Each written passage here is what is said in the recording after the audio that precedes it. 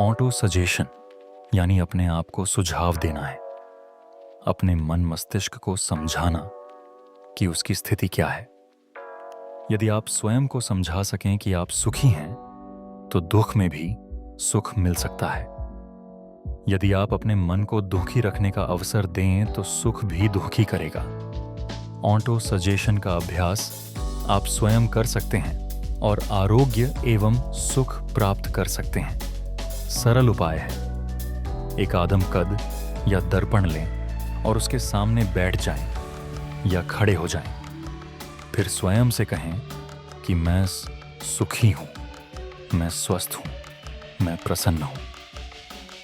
कहें कि मेरी बीमारी दूर हो रही है और मैं अच्छा हो रहा हूं। बार बार इस तरह का ऑटो सजेशन करने से आप प्रसन्नता में डूबने लगेंगे और स्वास्थ्य लाभ कर सकेंगे।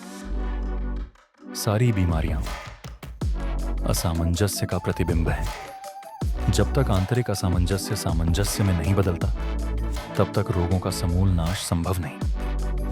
अंदर के विकार विचारों और आचरणों के बीज हैं जो बीमारियां पैदा करते हैं।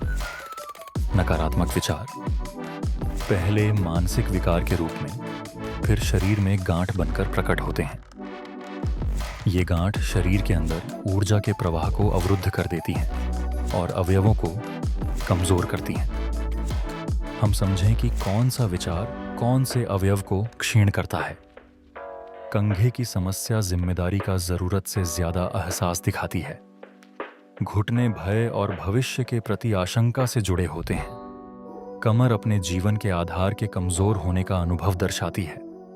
गर्दन सतत असहमति या तनाव के कारण प्रभावित होती है। थायराइड को बार बार अपमानित होने का भाव प्रभावित करता है। सिर दर्द विचारों के द्वंद्व और विरोधाभास से जुड़ा होता है।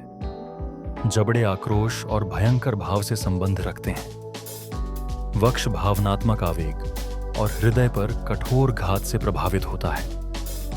नाभि ईर्ष्या और प्रतिस्पर्धा की भावना का प्रतीक है। पेड़ू इच्छाओं की अपूर्णता और कुंठा का भाव दिखाते हैं। मूलाधार संचित करने की प्रवृत्ति और विषम भावनाओं से प्रभावित होता है। प्राणिक शरीर सूक्ष्म शरीर से जुड़ा होता है और यह हमें बीमारियों से बचाता है। राग, द्वेष, भय, क्रोध जैसी भावनाएं प्राणिक शरीर को छिन्न भिन्न कर देती हैं। जैसे ही विकार निकालते हैं, आवरण फिर बन जाता है और रोग का प्रवेश मार्ग बंद हो जाता है। पहला चरण है अपने भीतर का विकार ढूंढना और दूसरा चरण है उसे हटाना। विकार हटाने के उपायों में योग निद्रा में गहरा संकल्प करना शामिल है। ईश्वर से प्रार्थना करना और शक्ति मांगना भी एक माध्यम है। आत्मसम्मोहन से संकल्प करना और चेतना निर्मल होते ही रोग गायब हो सकता है। रोग को ईश्वर की चेतना के विकार सुधारने वाली चेतावनी मानकर धन्यवाद दें। स्वयं अपनी गलती स्वीकार करें और रोगयुक्त भाग पर ध्यान केंद्रित कराएं। दवाइयां तब प्रभावी होती हैं जब सकारात्मक शक्तियां उनके साथ कार्य करें। एयुएम अच्युताय नमः, एयुएम अनंताय नमः, एयुएम गोविंदाय नमः के उच्चारण से गंभीर बीमारी में लाभ होता है।